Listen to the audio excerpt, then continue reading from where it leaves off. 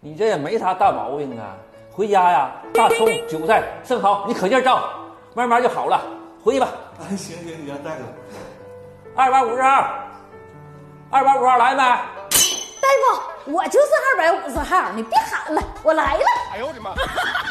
你就是250号啊？你咋才来呢？喊你半天了。我听你喊的挺好听，我合计让你多喊几声。哎，我瞅你咋面子黄的呢？大夫，你把我忘了，我就是前2天那个把大象装冰箱的那个大象装冰箱。啊，我想起来了，上回那毛病好没啊？啊，好了，这不看你看的挺好的，又来找你来了吗？那你这回来又有啥毛病啊？我不知道啊。你不知道来找我看啥呀？我哪知道你啥毛病啊？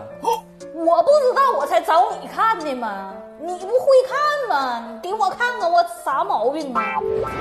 行，那你跟我说说你有啥症状啊？啥症状啊？哎呦我的妈！啥症状啊，老弟啊？这你这大夫看病怎么猫一天狗一天的呢？这病看不出来？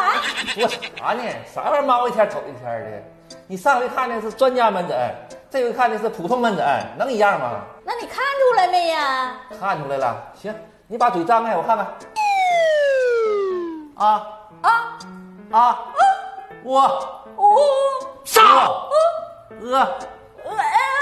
知道了。哎呦我去！喉咙发炎。哪发炎？哪发炎？上哪取去？用不用排队呀？你说啥呢？乱七八糟的，又排队又取的。我说你喉咙这块有炎症，发炎了。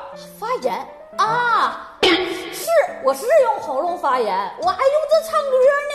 昨天我唱一宿，那苍茫的天涯是我的爱。你这人是不是有啥大病啊？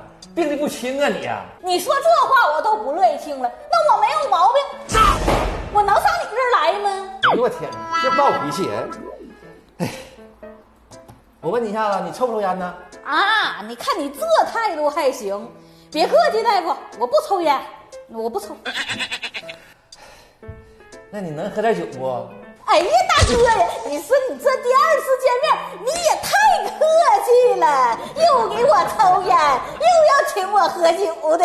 你别这样，等哪天开支的，我请你还不行吗？行，不用了。